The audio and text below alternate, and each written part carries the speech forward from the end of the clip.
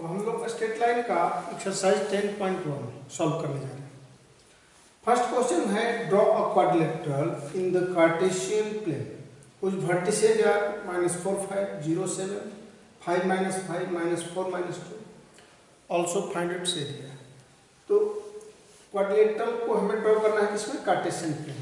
तो Cartesian plane में हम एक्सिस ले लिए एक्स वाई एक्सिस विथ 4 आपका यहाँ पर पॉइंट है, चारों पॉइंट पर हमें प्लॉट करना होगा।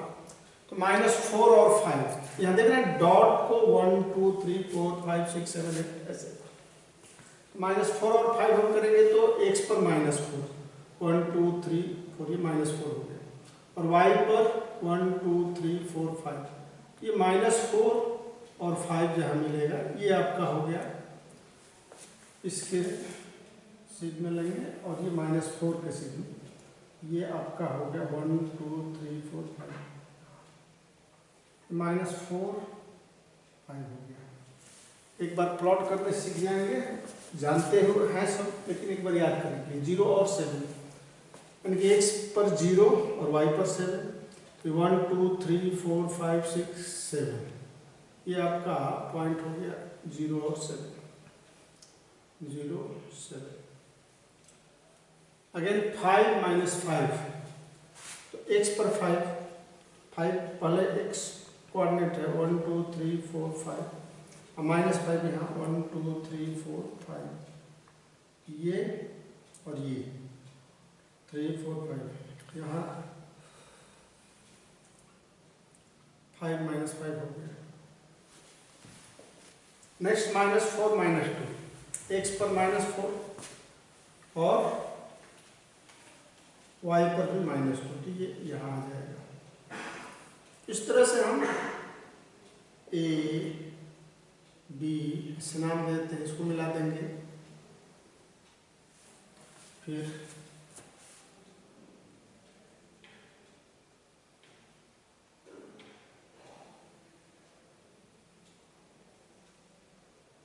ये थोड़ा सा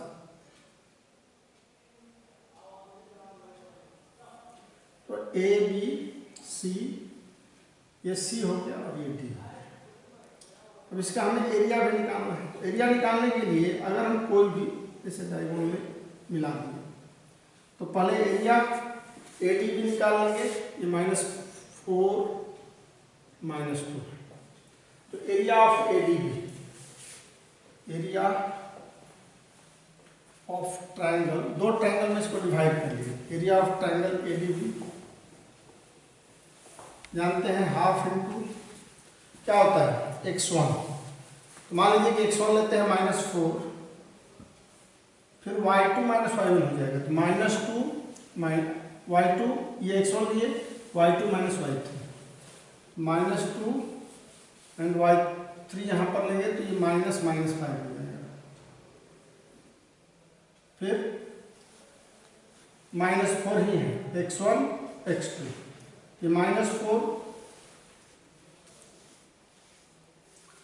अब यहाँ इसको लेंगे तो y2 y3 -y1 यानी कि -5 ये -5 हो गया। अगेन x3 लेंगे 5 तो y1 -y2 यानी कि 5 -2 +2 हो जाएगा। तो ये area of A B D, पहले इसको सॉल्व कर लें। हाफ ये आपका हो गया -4 -2 ये 3 बचेगा, ये +5 हो जाएगा +5 में से 2 गया 3 -4 और ये आपका -10 और ये +7 35 आप इसको कर लीजिए यानी कि 1/2 ये -12 +40 +35 तो ये 5 हो गया, 5 में से 2 गया 3 बचेगा और ये 4 3 7 7 से 1 जाएगा 6 63 हो गया 63/2 ये स्क्वायर यूनिट हो गया। Again area of A B C निकालिए, area of triangle A B C. Formula एक बार पुनः हम लोग स्मरण कर लें। फार्मूला होता है ना, area equal to area of triangle half x1 y2 minus y3 plus x2 y3 minus y1 plus x1 y3 minus y1। ऐसे क्रम से याद रखना है इसको। x2 माइनस x1 है तो x2 y2 माइनस y3, ऐसे क्रम से याद रखना है। तो area of triangle A B C अब उसी के आधार पर निकालना है। यहाँ ए बी सी में ये x1 हो गया -4, हाफ -4, और फिर y2 minus y -5 -7, again plus यहाँ x2 लेंगे 5 तो 7 -5 प्लस 0, तो 0 लेंगे तो सब कुछ 0 ही हो जाएगा, लिखने की जरूरत नहीं। यानी कि ये दो सॉल्व कर लेंगे, 0 इंटू y3 माइनस y1 करेंगे तो 0 ही हो जाएगा। तो इट बिकम्स 1/2, ये 7 -5 -7 -12 और ये -4, 48 हो जाएगा, प्लस हो जाएगा माइनस, और ये 5 to 10, ये आपका हो गया 58/2। अब area of A B C D निकालेंगे तो दोनों को जोड़ देंगे, तो therefore area of quadrilateral A B C D, quadrilateral A B C D equal to 63/2 plus 58/2, ये स्क्वायर यूनिट, 11 हो जाएगा, 8 3 11 और 6 6 5 11 1 12, 1/2 हो गया, ये स्क्वायर यूनिट, यही आंसर हो जाएगा। नंबर 2 है, the base of an equilateral triangle with the side 2 lies on along the y-axis such that the midpoint of the base is at the origin. Find the vertices of the triangle. अब देखिए ये equilateral triangle है, equilateral triangle का ये जो base A B है ये y-axis पर लाइज करता है। यहाँ हम ए बी बेस जो दिखाए y-axis पर। अब ये कह रहा है कि अब देखिए मिड पॉइंट जब भी होगा यहाँ से ये जो परपेंडिकुलर हम डालेंगे तो ये परपेंडिकुलर इस पर एक्स एक्सिस क्या है, एक्सिस पर परपेंडिकुलर है, तो हम ये जो पॉइंट सी लिए इससे इन दोनों को मिला देंगे तो ये जो डिस्टेंस होगा ये तो ए बी क्या है 2a हो गया। अब हमें निकालना क्या है, ये इक्विलैटरल ट्रायंगल है तो ये भी 2a होगा, ये भी 2a होगा। अब हमें फाइंड आउट क्या करना है, तो वर्टिसेस, ए का वर्टिसेस तो आप इजीली निकाल लेंगे, ये 0 to a है, ए बी कितना है, A B equal to 2, A B equal to 2a है, इक्विलैटरल है तो A B A C B C सब 2a ही होगा। और ये मिड पॉइंट वो है तो एक्स एक्सिस पर ही इसका नेक्स्ट वर्टिसेस लाई करेगा, ये क्लियर है। यहाँ दो वर्टिसेस ए बी ले रहे हैं, तीसरा सी, ये इधर भी हो सकता है इधर भी हो सकता है, सी भी हो सकता है डी भी हो सकता है। क्लियर है ये बात। ए सी क्या होगा, ये भी 2a होगा, साइड तो 2a ही होगा, और ये ए बी 2a। जब ये परपेंडिकुलर है तो इन दोनों को दो इक्वल भाग में डिवाइड कर देगा 0 से। इक्विलैटरल ट्रायंगल का हम जानते हैं प्रॉपर्टीज, क्लास 10 में पढ़े हैं, इक्विलैटरल ट्रायंगल या आइसोसेलेस ट्रायंगल। अगर हम वर्टिसेस से अपोजिट एंगल पर परपेंडिकुलर डालते हैं तो क्या करता है, वो अपोजिट साइड को दो इक्वल भाग में बांट देता है, इट डिवाइड्स द इक्वली। तो ये आपका परपेंडिकुलर है सी, तो इसको दो इक्वल भाग में बांटा, यानी कि ये 0 to a हो गया, और ये भी ए हो गया। अब इसका जब कोऑर्डिनेट आप लिखेंगे ए का तो इट विल बी A0 और इस बी का क्या हो जाएगा -A0 हो जाएगा। ये चूंकि y एक्सिस डाउनवर्ड्स है एक्सिस के नीचे, तो इधर तो निगेटिव में लेंगे और इधर पॉजिटिव में लेंगे। That is the property of the Cartesian system. ये -A0 हो गया। अब हमें C और D, क्योंकि इधर से भी हो सकता है इधर से भी हो सकता है, तो C का निकालेंगे वही D हो जाएगा। तो C निकालने के लिए क्या करेंगे, ये CD आपको O से निकालना है, ये भी A है ये 2A है, तो OC इजीली निकल जाएगा। Quadrant with OC in triangle AOC, in triangle AOC OC equal to AC square minus AO square, AC square minus AO square, ये by using the Pythagoras theorem whole root कर लेंगे OC square. अब ये OC square AC square कितना है 2A square है, तो 2A का स्क्वायर, AO A है, A का स्क्वायर हो गया, यानी कि ये 4A स्क्वायर अब minus A square 3A square हो जाएगा, 3A स्क्वायर रूट है, OC इक्वल टू कितना हो गया √3A।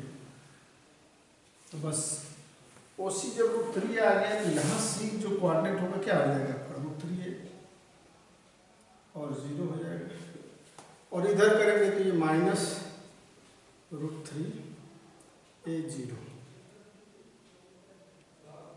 तो ऐसे कोऑर्डिनेट तीनों आप A0 -A0 √3A0, और दूसरे में इसका अगर लेते हैं तो either A0 -A0 -√3A0।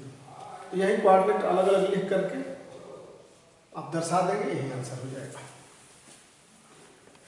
Question number 3, find the distance between Px1y1 and Qx2y2।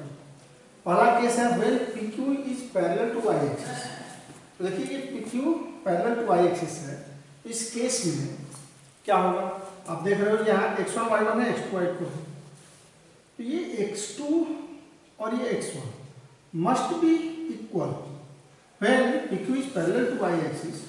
ये दोनों तो इक्वल होगा ना, क्योंकि ये x अब इसी पर चल रहा है, यहाँ जो x1 यहाँ से जो डिस्टेंस है वही x1 भी है और वही x2 भी है। तो इस केस में जो फर्स्ट केस है when PQ parallel to y axis, उस केस में क्या हो गया, तो this imply that x1 equal to x2। इस केस में x1 x2 के बराबर हो जाएगा, देयरफॉर PQ इक्वल टू, अब ये दोनों इक्वल है तो x2 माइनस x1 अगर आप करोगे x2 माइनस x1 का होल स्क्वायर, तो दोनों इक्वल है 0 हो जाएगा, अब प्लस y2 माइनस y1 का होल स्क्वायर, ये 0 हो गया तो it will be y2 minus y1। ये पॉजिटिव होता है PQ रूट में। और सेकेंड केस में है when PQ is parallel to y axis, x axis. इस x एक्सिस में आप देख रहे हो कि ये जितना y1 यहाँ है वहाँ उतना ही y1 यहाँ भी रहेगा, हर जगह y1 जब पैरेलल है तो एवरीवेयर तो y1 y2 y3 all will be equal here।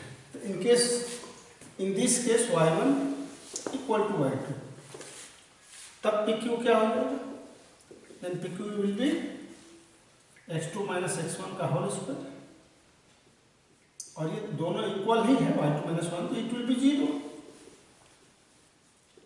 ये 0 हो जाएगा, यानी कि PQ equal to x2 minus x1 हो जाएगा। तो ये when PQ is parallel to y axis y2 minus 1, when PQ is parallel to x axis then PQ equal to x2 minus x1, यही आंसर। Question number 4 है find the point on the x axis which is equidistant from the point 7, 6 and 3। अब देख रहे हैं ये 7, 6 P पर दिया गया, ये Q क्या है 3, 4, ये 3, 4 है, तो ये 3, 4 और 7, 6, तो हमें एक्स एक्सिस पर ये पॉइंट ए निकालना है जो कि दोनों से इक्वी डिस्टेंस पर हो, तो इसको हम लोग मान लेते हैं कि A0 मान लीजिए कि ए पर ये A0 है, ये 7 6, ये 3 4, देख रहे हैं 1 2 3 4 5 6 7, ऐसे ये हम लोग पॉइंट लेकर के 7 6 3 4 ले लिए। तो AP इक्वल टू AQ दिया हुआ है according to question. AP equal to, according to question AP equal to AQ, और A हम मान लेते हैं coordinate, let A0 is point on x-axis, is a point on x-axis such that AP equal to AQ. तो AP equal to AQ,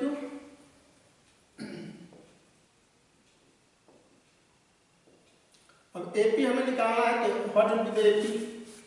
3 minus A का whole square अब plus 4 का square, 4 minus 0, चलिए 4 माइनस 0 लिख लीजिए। डिस्टेंस फार्मूला लगा रहे हैं, डिस्टेंस फार्मूला हम जानते हैं ना, ये बताया गया है P और Q दो पॉइंट है, तो distance formula x2 minus x1, ये PQ डिस्टेंस अगर निकाला x2 माइनस x1 का whole square plus y2 minus y1 का होल स्क्वायर माइनस y1 का होल स्क्वायर अंडर स्क्वायर। तो ये AQ, AP और AQ इक्वल है, तो AP square equal to AQ square हो जाएगा। यह रूट हम हटा देंगे जब स्क्वायर लेंगे तो। अब AP स्क्वायर, तो AP square will be 7 minus A का होल स्क्वायर अब प्लस 6 माइनस 0 का होल स्क्वायर, ये 6 में हो जाएगा। और 9 plus A square minus 6A, A minus B का होल स्क्वायर पर तोड़ेंगे तो A square plus B square minus 2AB, ये A है, 3 2 6 है, plus 16 equal to 7 square 49 minus 49 plus A square और प्लस 6 का हो गया 36 का स्क्वायर। ये सॉल्व करना है, ये A स्क्वायर कैंसिल हो गया, माइनस 14 स्क्वायर A को इधर लाएंगे तो 14A स्क्वायर प्लस हो जाएगा, तो 14A minus 6A equal to, ये 36 है, 36 के स्क्वायर, इन दोनों को जोड़ लेंगे तो इट विल बी 9 and 6 15, 1 4 3 7 85 हो गया, माइनस ये 15 और 2 25 हो जाएगा। Therefore 14A minus 6A, it will be 8A and ये 60 हो जाएगा। A इक्वल टू 60/8, 4 2 जा 8, यानी कि 15/2A, तो therefore रिक्वायर्ड पॉइंट जो है, रिक्वायर्ड पॉइंट A0 तो 15/2 0, ये आंसर हो जाएगा। Question number 5, find the slope of A line which passes through the origin and the midpoint of the line segment joining the points P0-4 and B80। तो ये P0-4 है, ये B80 है। इसका मिड पॉइंट निकालना जानते हैं, x1 प्लस x2/2, तो मिड पॉइंट ऑफ R क्या हो जाएगा, यहाँ 8 प्लस 0 या 0 प्लस 8/2 और -4 प्लस 0/2, वेरी सिंपल है। Mid point of two points, ये कोऑर्डिनेट सिस्टम में अगर A B x1 y1 है और B x2 y2 है, तो मिड पॉइंट क्या हो जाएगा, x1 plus x2/2 and y1 plus y2/2, ये हम जानते हैं। बस ये फॉर्मूला लगा दिए, R आ जाएगा, यानी कि ये R का जो कोऑर्डिनेट आ गया 4 और -2 आ गया,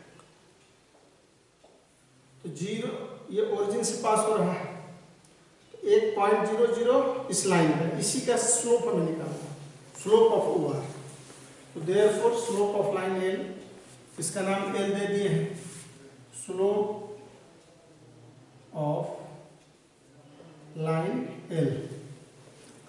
तो अगर कोई लाइन 2 पॉइंट से पास करता है और उसका स्लोप मालूम है हमें पी x1 y1 और q x2 y2। स्लोप का फॉर्मूला क्या होता है, ये y2 minus y1 by x2 minus x1। कल इस पर हम चर्चा किए हैं।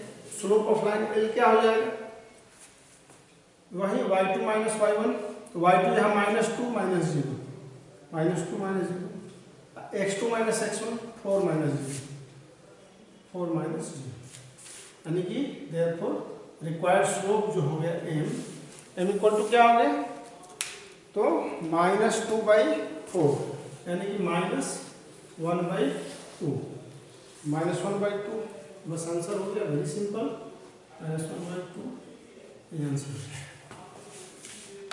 Number 6, without using the Pythagoras theorem, show that the points 4, 4, 3, 5 and -1, -1 are the vertices of the right angle triangle। तो राइट एंगल ट्रायंगल में पाइथागोरस थ्योरम में क्या होता है कि हाइपोटेनस का square equal to base square plus perpendicular square. लेकिन इसमें हम लोगों को जब हम जानते हैं कि दो लाइन परपेंडिकुलर होगा, ये ट्रायंगल है आपके की, तो इसका अगर दो साइड का कोई भी स्लोप, मान लीजिए कि स्लोप ऑफ पी क्यू और स्लोप ऑफ आर पी हम निकाल लेते हैं। स्लोप ऑफ आर पी अगर निकालते हैं तो y2 माइनस y1 यानी कि 4 minus -1, 4 minus -1 it will be 5/5 1, and slope of Q P निकालते हैं तो y2 माइनस y1 यानी 5 माइनस 4 डिवाइडेड बाई 3 माइनस 4, ये 5 माइनस 4 1 हो जाएगा, 1 माइनस 1 यानी कि -1 हो गया। तो आप जानते हो कि अगर दो line m1 into m2, slope of rp को अगर हम ले लेते हैं m1 और ये slope of m2 r2 m2, तो m1 into m2 equal to -1 हो गया। तो this imply that rp perpendicular to qp।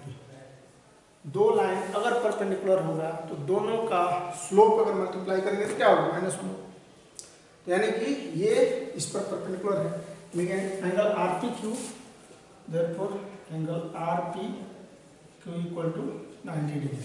Hence यह लिख देंगे कि 4 4 3 5 4 4 3 5 and -1 are the vertices of right angle triangle।